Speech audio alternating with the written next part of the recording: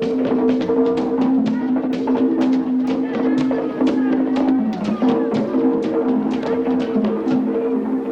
Reverend Jim Jones was one of the most bizarre religious leaders America has ever known. On November 18th, 1978, he ordered his followers to commit suicide. Why did over 900 people follow one man to their doom? How did Jim Jones control so many lives?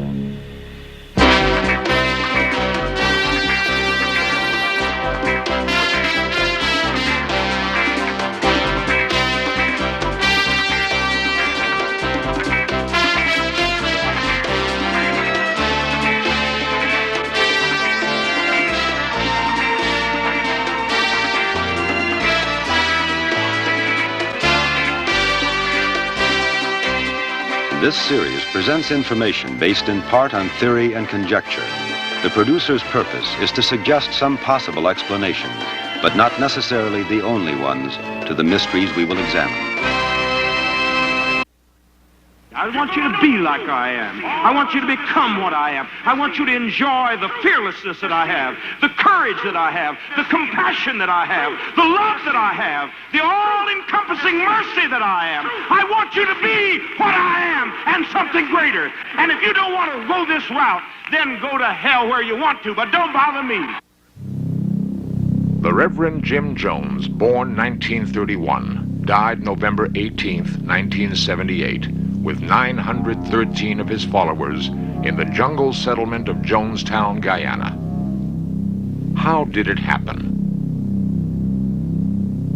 What was the basis of Jim Jones' frightening power over his followers? If his story is told again, will it serve as a lesson for now? James Warren Jones came from a poor southern Indiana family. Jimmy was a serious-minded but rebellious boy who became captivated by fundamentalist Christianity.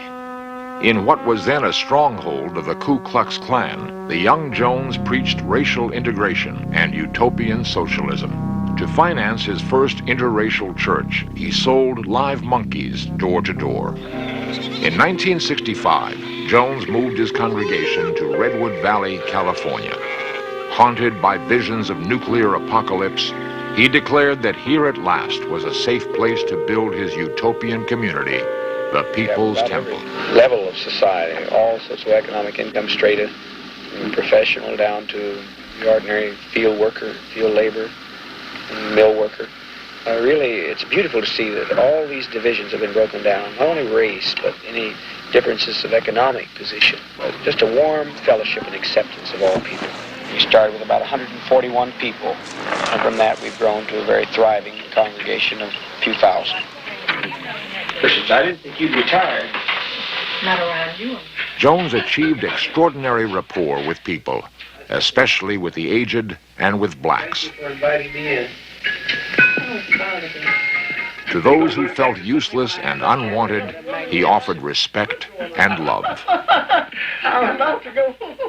Jim Jones was a fiery minister who ridiculed the Christian deity as an impotent sky god. I'm not here to teach you about no sky god or pie in the sky or sweet pie god. I'm here to teach you that what you see is what you get. You don't doubt. Grace Stone was a top aide to Jim Jones. Jim Jones wasn't a Christian. He was an atheist, and Jim used to have people bring the Bibles into the church, and he would throw them down, he would stomp on them, he would spit on them, and he would talk about using the pages for toilet paper. Debbie Layton was a member of the Temple Planning Commission. Jim Jones was a brilliant man. Clever, deceitful and evil, but he was very, very clever. And he read all the books on sociology and psychology and other cults and brainwashing, and he knew exactly what to say and what to do to impress and influence other people. You'll see him walk on this lake like nothing was ever wrong.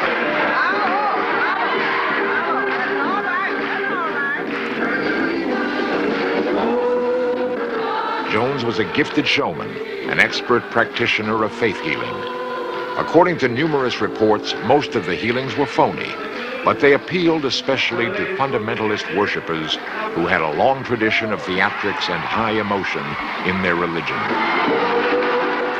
I think that Jones was able to attract a lot of people into the church because he got to these people at a point in their life where they were vulnerable, be it with they were in the middle of a divorce, or they were depressed, or they were lonely. I was a very, very rebellious kid, and Jim used guilt to bring me into the church and keep me there. He said people from affluent backgrounds that are spoiled cannot stay in a group like this, cannot stay in a structured life and give of themselves to other people. And I was determined that I cared about other people, and I was going to stay in people's temple. Walk with me.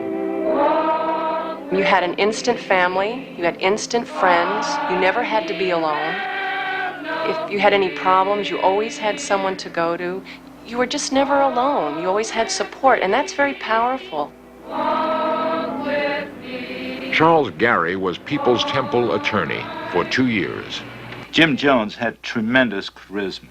As a matter of fact, I don't think I've ever met anybody with more charisma. He was very fascinating, very enthusiastic in what he had to say, very convincing. It's only when you began to read between the lines as you knew him over a period of time that you began to get the feeling that he had a tremendous ego, and that ego was almost destructive. As Temple membership soared, Jones became increasingly political. He mobilized thousands to help elect the late San Francisco mayor, George Moscone, who rewarded him with the prestigious directorship of the Housing Authority. Jim Jones was highly respected in San Francisco. He supported Ronald Reagan as governor and Richard Nixon. He was a tremendous champion of free speech, civil rights, civil liberties, anything that was progressive and good. Along with Jones' increasing power came fear of media persecution. On one occasion, he gave permission to film services in Los Angeles, but suddenly reneged on his promise. I really don't feel comfortable with our worship being photographed. I really don't. I must go against the entire council. I don't feel good about it. They can photograph me all they choose, because I do not care. I'm fearless. But I don't want the cameras focusing on others. I don't want them. Ask me your questions, and I'll tell you right straight from the shoulder where I stand. You want to get out there? What was passing between this man and his congregation? It was perhaps a form of romance, but as time went on, Jones seemed to change. The dark side of his personality came to the fore. Every single member of your family had to get on the floor and say something negative about you, and that was to break down any ties and unity within a family, so that when you did come to the realization that something was wrong and you wanted to leave, you could not feel the bond to go to a family member and say, listen, something's wrong here, let's get out. To this, Tommy Bogue was 7 years old when his parents brought him to People's Temple. They had these little kids, maybe 6, 7 years old, go into this room, and then make them grab hold of these electrode things, and they start turning up the electricity on, and they'd put a microphone next to the door, and you start hearing them screaming, you know, I mean, it sounds, I mean, it's bloody chilling. It's the only way I can really put it. After critical articles appeared in the San Francisco Examiner, Jones staged a demonstration. All of these allegations are totally untrue. I'm principled and dedicated to my people, and they are also committed to the Christian ethic, the Judeo-Christian ethic of service. Certainly anyone who wants to investigate our organization, we're more than open to it, by any honestly inquiring group or otherwise. So intimidating was Jones's demonstration that the newspaper canceled its series of articles on People's Temple. I think that Jones probably was an unhappy person. Deep down inside, he didn't believe in himself. And so he was constantly having to attain more money to be more secure, more political friends. Jones would freak out when anybody would speak against the church or him. Jim hated men. He was very insecure. And only women became the top aides to him. According to Debbie Layton, in the book In My Father's House, Jones appropriated her brother Larry's first wife, Carolyn. When Larry remarried, Jones also seduced his second wife, Karen. Because Ex-Temple member Richard Clark. I think that Jones was burning up with lust. Matter of fact, he finally told her one night. He finally said that he would like to have sex with everybody in the temple, you know. Every single woman that was on the planning commission was approached by Jim Jones and forced into a sexual relationship. And I consider it rape. I was raped by Jim Jones. In late 1977, New West magazine printed a blistering expose of People's Temple. Grace Stone sued for custody of her 6-year-old son, who Jones claimed was his child. Jones reacted to his difficulties by moving Temple members 6,000 miles to Jonestown, a settlement he had started earlier in Guyana. Here, Jones would have to answer to no man. Jonestown would be a world unto itself.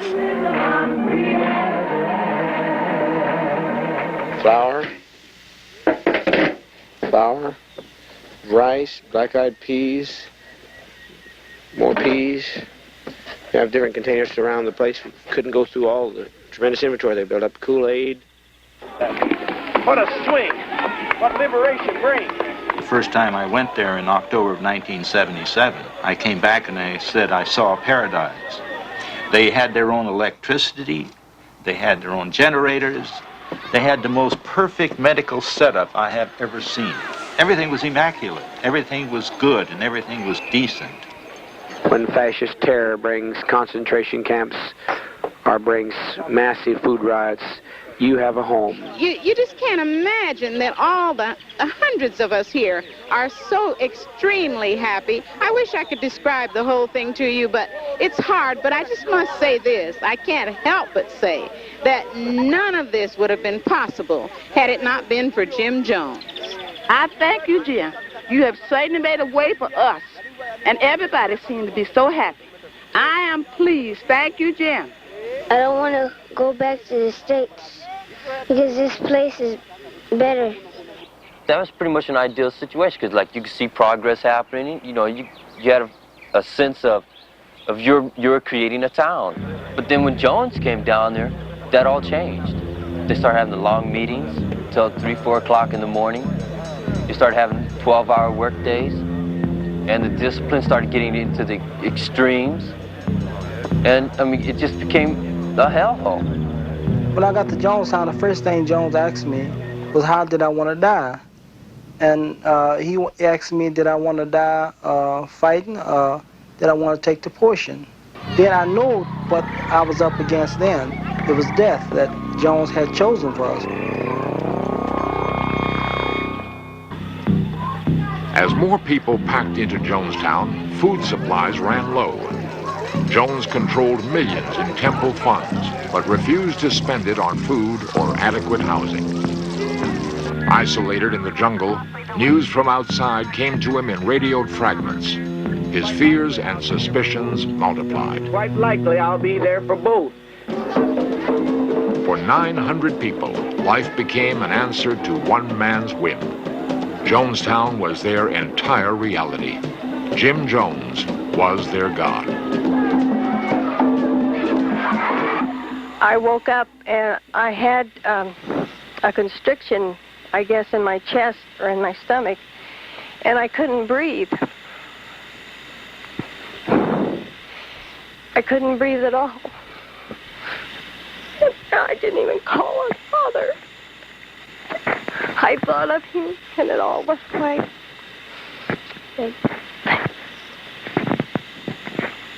Thanks, Father. Thank you, Father. Thank you, Father. Thank you, Father. Around John was just like a force field of evil. It would even take your mind, just like you couldn't even think when you was around John, because it's the force that he had built up.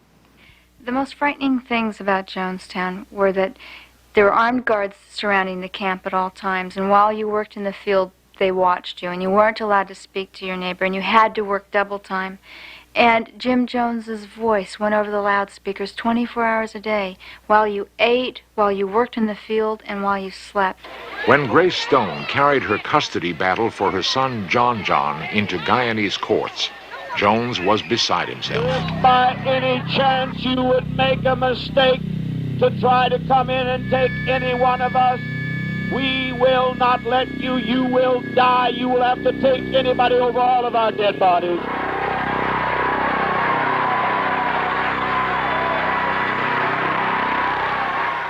Jim Jones was not sane. He had not been sane since I saw him in August of 1978. His paranoia was destructive. I warned him about his paranoia, but he treated that as though I was an enemy. I got a hell of a lot of weapons to fight. I got my claws, I got guns, I got dynamite, I got a hell of a lot to fight. I'll fight, I'll fight,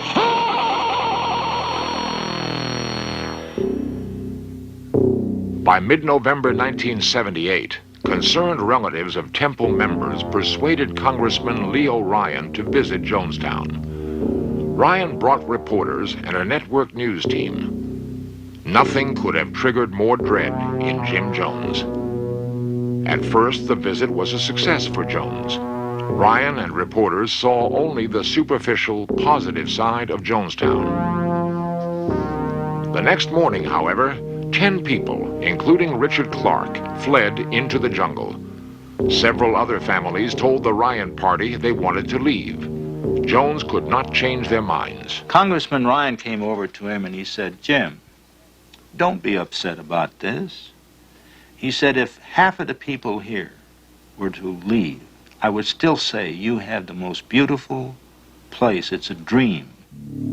Jones would not be soothed. Is it conceivable that he was mentally unstable from an early age, a borderline psychotic who attempted to realize his paranoid delusions of grandeur? Now his dreams seemed to crumble around him. People play games, friend. They lie. What can I do about liars? Are you people going to leave us? I just beg you, please leave us. Bill, we will bother nobody. Anybody wants to get out of here can get out of here. We have no problem about getting out of here. They come and go all the time. I don't know what kind of game. People like publicity. Some people do. I don't. Emotions ran high as the defectors left with the Ryan party. Tommy Bogue was among them. So we're going down the road, and then they stop to take some pictures further along. When they stop, we tell them, "Don't stop, keep going, because something's going to happen." So we come into the airport, and that's where we all get off and we wait for the airplanes. And I loaded onto the big airplane, but not sitting right across from the door in the back. Okay, and then that's when we saw the tractor and trailer coming around.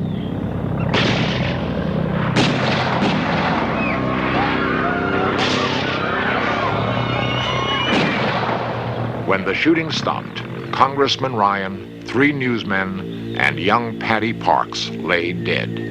10 others, including Tommy Bogue, were wounded.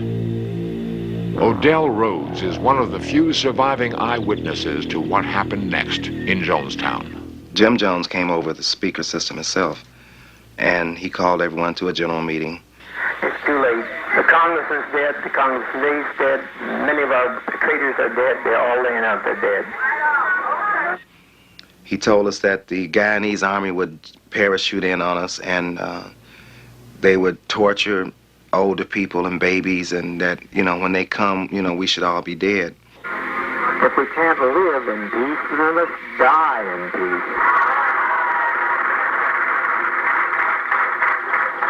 We've been so betrayed. We have been so terribly betrayed. And I was just looking. Here are people my age, older people, younger people, and they were, for the most part, they were voluntarily taking at the time. They were voluntarily drinking poison. This is a revolutionary suicide. This is not a self-destructive suicide. Please, for God's sake, let's get on with it. We've lived as no other people have lived and loved. We've had as much of this world as you're going to get. Let's just be done with it. Let's be done with the agony of it. Eyewitness Stanley Clayton. Some people was not getting up out of their seat. They were sitting there, scareless, to death, they don't want to do this. Where people with Jim Jones there, imposing himself on these people, pulling people out of the chair, and saying, It's time. You know, we do not want, you know, the GDF to come in here and castrate us, or we do not want them to come in and shoot us down like dogs. You know, let's die with dignity and so forth. And the fact that people listened to that, but then there were some that didn't listen to that, and those who did not listen to that were forcibly pulled up out of their seats. If they didn't go over there, they were injected right there. Hurry, my children, hurry. Let us not fall into the hands of the enemy. Hurry, my children. Quickly, quickly, quickly, quickly, quickly.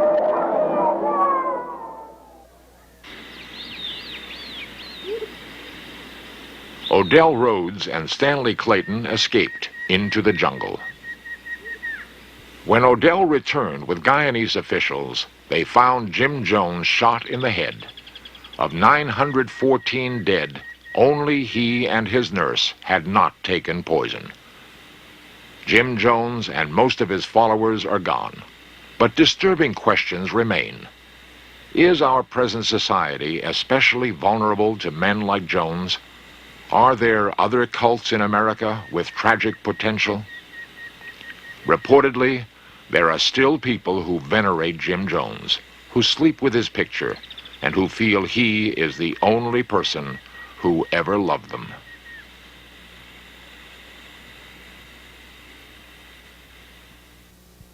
Organizations that offer solutions to all of life's problems can be seductive, but also perilous. Might the lesson of Jonestown help people avoid the danger? The church was bizarre at the end, but it didn't start out that way.